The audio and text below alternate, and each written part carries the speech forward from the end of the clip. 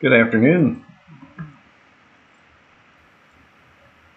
Hello, my friend. Good afternoon. How are you? Oh, good. Yesterday oh, geez, Carter.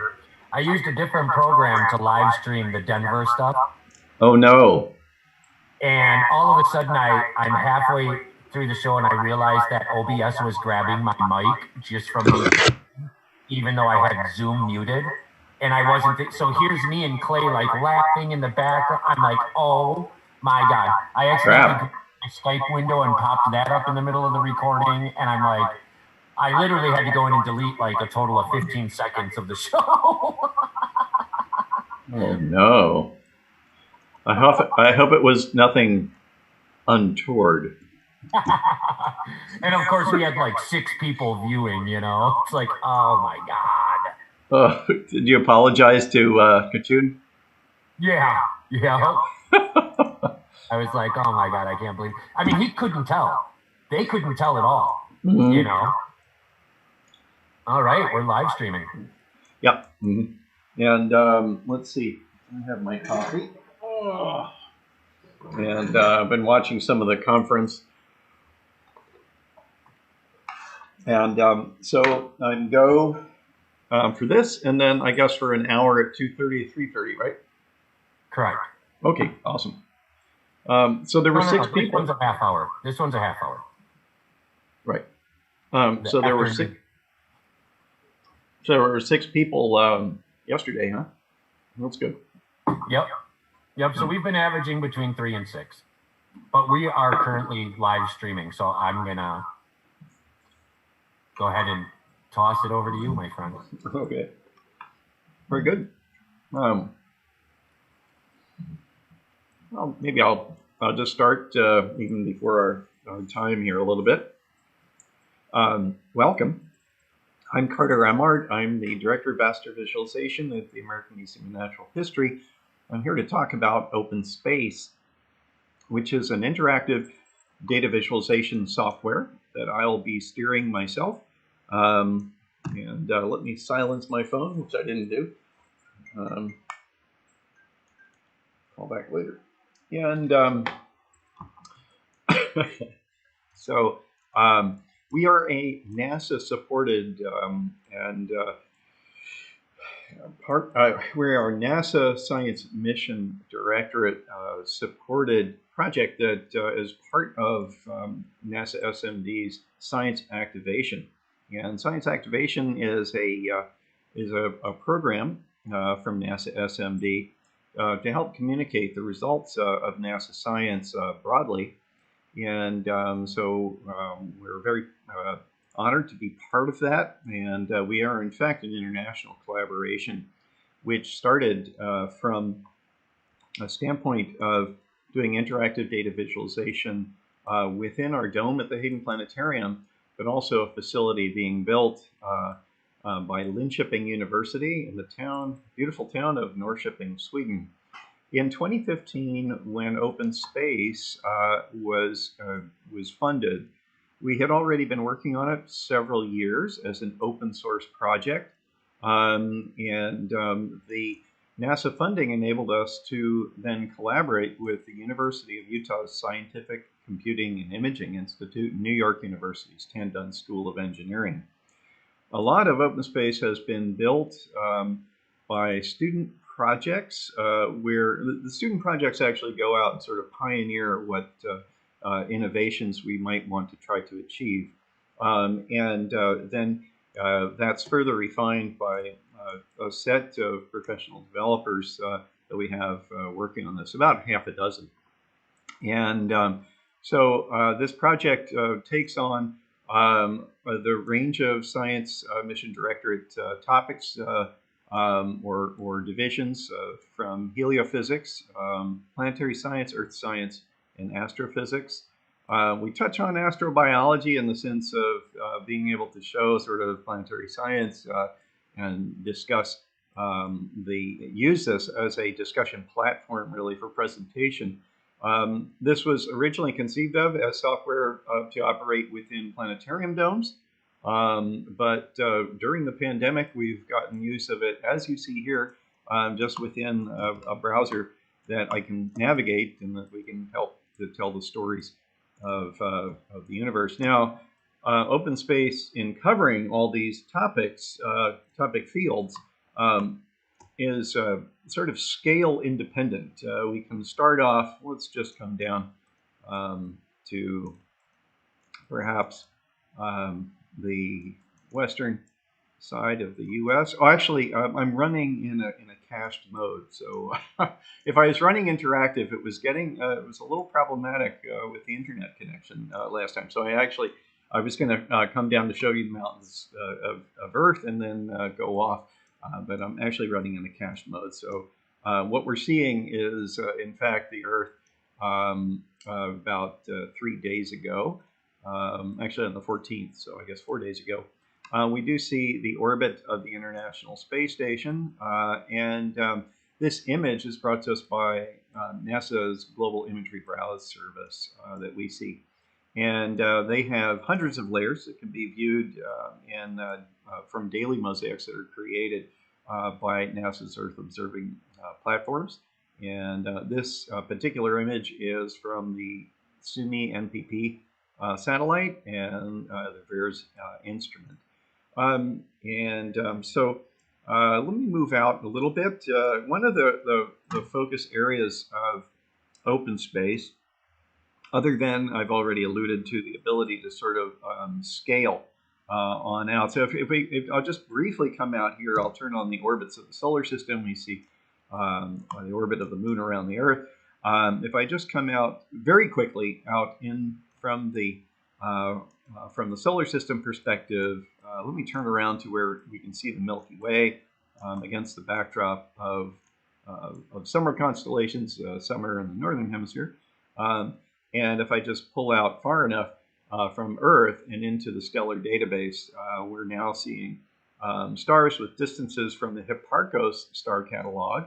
We're currently in the process of merging in the Gaia data along with Hipparcos. Gaia did not target brighter stars, which help us recognize the night sky from Earth. But then we could pull all the way out to intergalactic space. But this is just a quick half-hour journey. I thought I'd just hit some highlights within planetary science and the reason that we're all at this conference.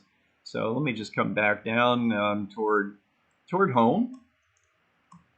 And while I'm at it out here, I'll just bring up the interface and let's just come down here. I added a couple things that I had not shown yesterday. So we can pick and choose, cherry pick from reams of data that we do have. And what I just had flown out to in the stars, it's just one data set within the Milky Way galaxy.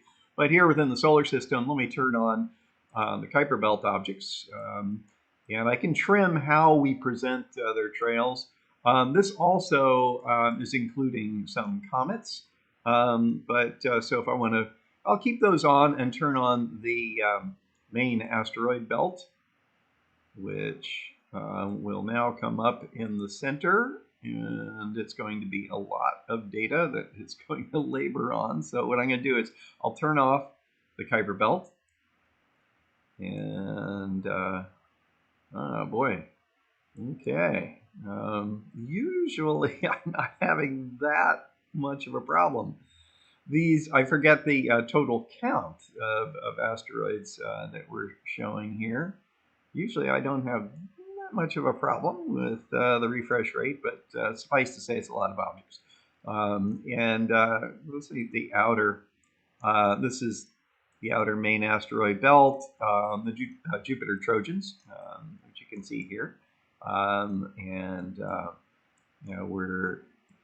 We also do mission visualization. I haven't focused on that, but we are in discussion with folks at SWRI about visualizing the Lucy mission out to some of the Jupiter Trojans. So without further ado, I'll just come back down. I want to focus on the moon. So if I just come into Earth, maybe I'll just emphasize our satellites. These are not all the satellites that we have at beck and call, but using two-line elements from Celestrack, which sort of you can set up OpenSpace so it does an automated updating of the satellite elements essentially upon load. Of course, geosynchronous is 1/10 the distance to our moon, so OpenSpace operates on a basis of selecting a target, which we can do from the menus. This is what the little targets are that are next to it. If we want to focus on the Jupiter Trojans, it would actually make the focus on the sun, so that we're looking at them as a group. But now let's say I want to go to the moon. I can select that. And of course, it's one of the top priorities here today. So let me just come closer into the moon. Now, of course, the moon is a thin crescent in phase and making its way toward first quarter. And again, this was set for about 4 days ago. So what I'm going to do now is just actually negate the solar illumination. Mars is kind of my next target, so I'll just leave that on. But I want to sort of highlight some aspects that we can work on here with OpenSpace within this realm of sort of having a scale independence. It's something we call dynamic scene graph, which allows us to really bring in multiple levels of detail. I'm loading a number of different maps. Globally, we're looking at the wide-angle camera mosaic from Lunar Reconnaissance Orbiter. But as I get closer, we're going to come up on this mapping of the Apollo 17 terrain. It's available off the USGS site. It's by Haas et al. But it's a LROC narrow camera mosaic that's been nicely smoothed, and so that we don't see the seams, and we're over the elevation map product as well. And so we can see South Massif on the left, North Massif. I'm going to come up on, I'm sort of still waiting for this to load. There we go. As we get closer, we're seeing the rover traversals, and this is EVA3, the last time that we walked on the moon. It was a good one, ending the entire Apollo program, driving over to the Station 6 boulder, that split rock that rolled down the hill. As I get closer, we should see this full resolution inset that's part of the Haas download package.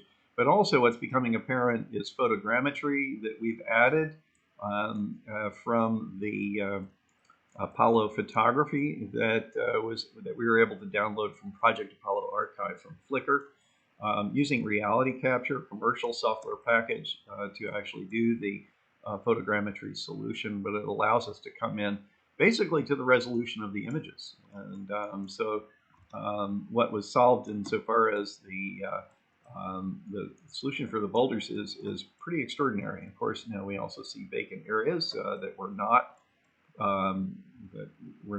part of the sometimes images that you think you have coverage of don't quite seem if you don't have enough coverage. But there was enough coverage of this the set of targets by Cernan and Schmidt that allowed us to make the photogrammetry work. Coming up on fragment 5, we can actually see in the center, we can see the boot prints of Jack Schmidt. We can see the vesicles of the rock, some inclusions. And so let me just try to straighten that out for us. And there we go, and get a little closer. So once again, just this ability within OpenSpace to kind of look at all these different scales and put the picture together.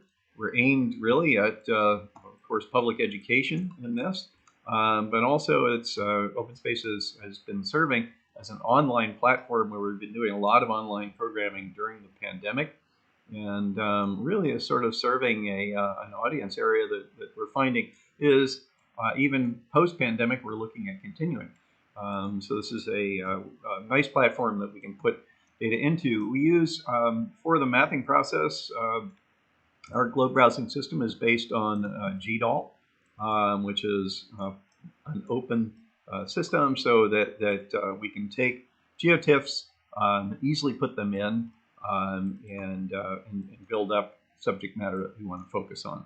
If I was to come up here and say, hey, how about the LEM Challenger, Apollo 17 LEM, I will target it. And just past Henry Crater, we elevate a little bit and come in on a photogrammetry-based depiction of the lunar module from LEM 2 at the Smithsonian.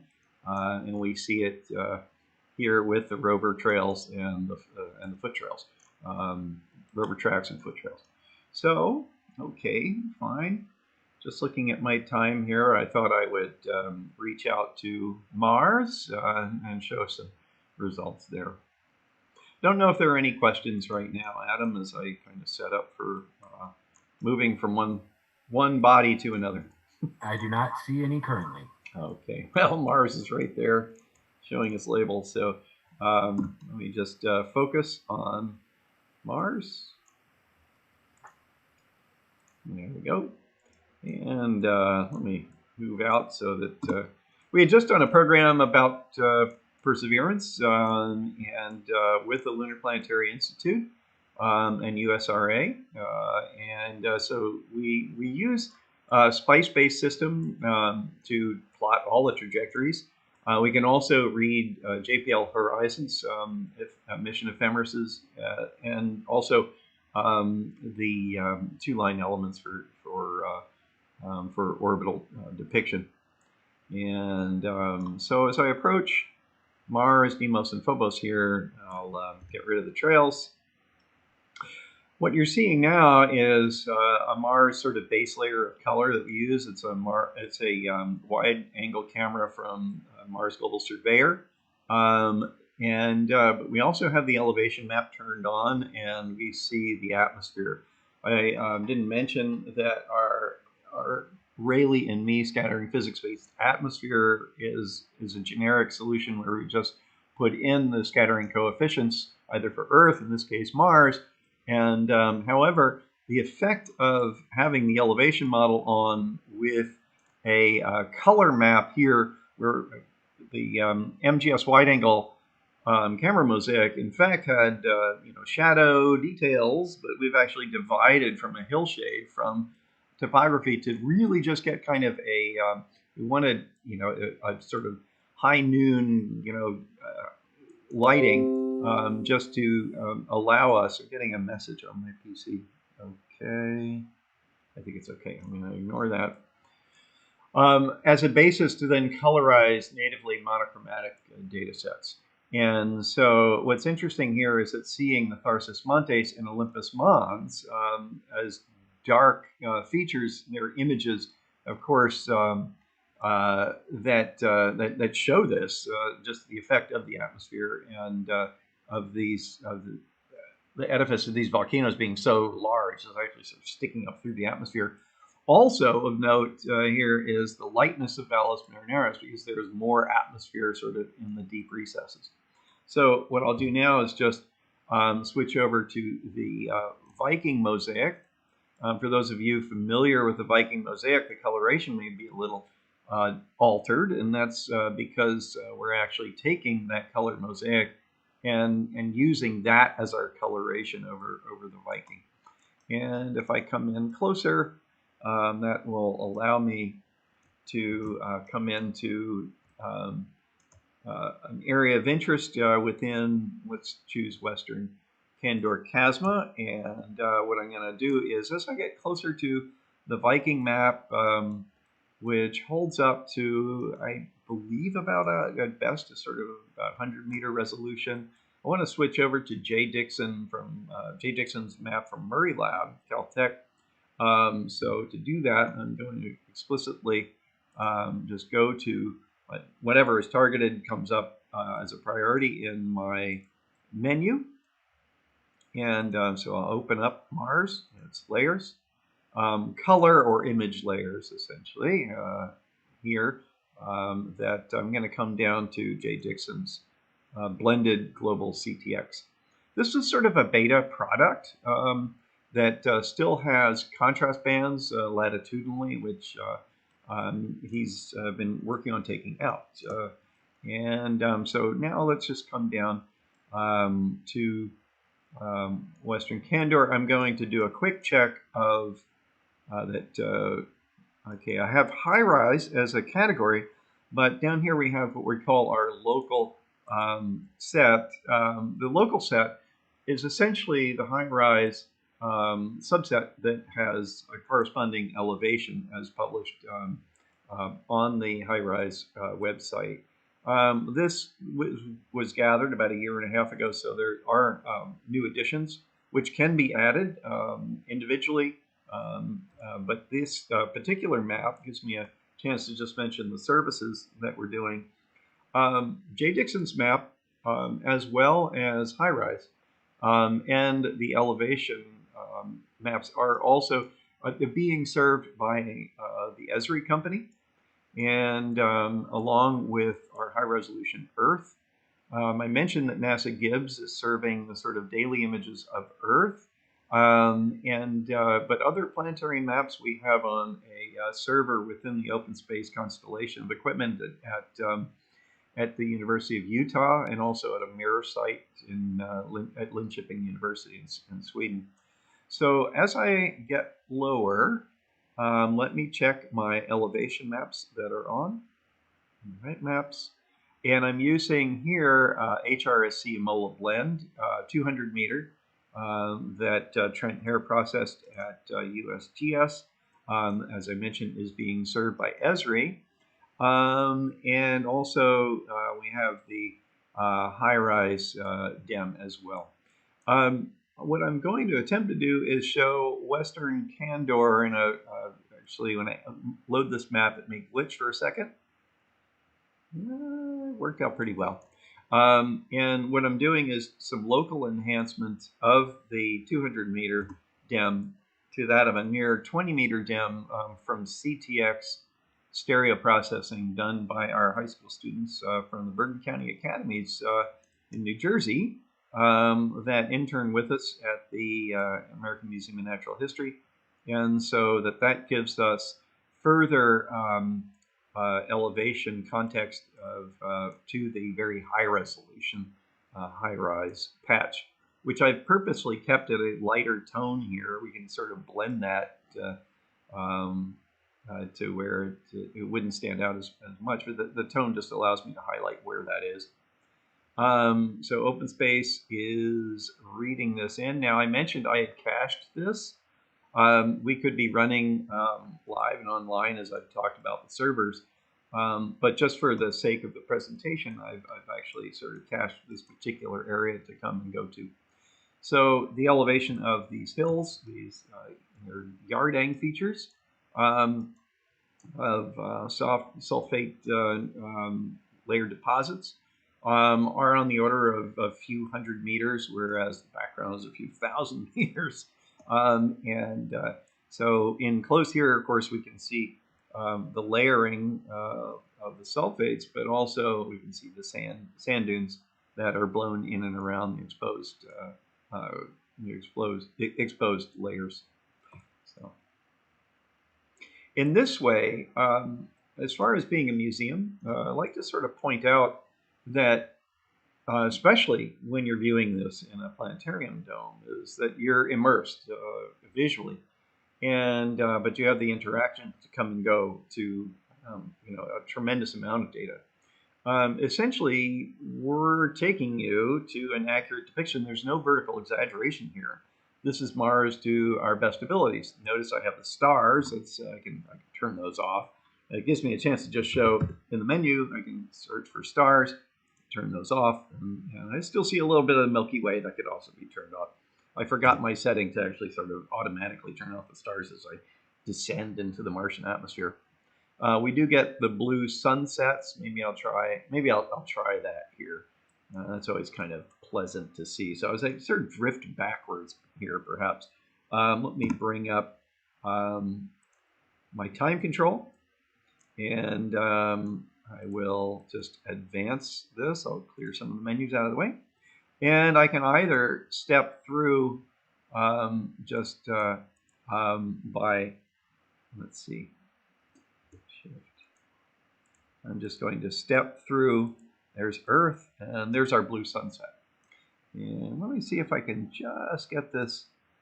Um, yeah, I'll bring the sun even. I'm just going to bring it down so it's just going over the hill. You should be able to see the center of it. Not quite. So, okay. Let me pause time and bring the sun back up. Our Earth label, awfully big. So anyway, then I'll just clear this to move out and back. It's about 20 after. I just thought once again I might pause if there were any questions that Adam has been graciously holding on monitoring. to. I haven't been hiding any questions from you so far, none. Okay. But I would say probably maybe 5 more minutes and we can wrap up for today. We have our longer session in the afternoon. Great. Okay. It's a little. It's getting. I'm not quite sure why I'm getting this sort of beat frequency of behavior here. One of the things I can monitor, just let me look at my frame rate. It's most likely because I'm throwing at this so many different data sets is most likely the culprit. So let me just see if I can turn some of that off. I'll turn the Viking Mosaic off because, okay, yeah, turning the Viking Mosaic off increases my efficiency tremendously. It's just it was covered over by the CTX. I'm asking basically for it to recognize too much, trying to do too much at once. While we're on this, we see our altitude reading here and so on. I can bring sort of a dashboard of stuff up to see that.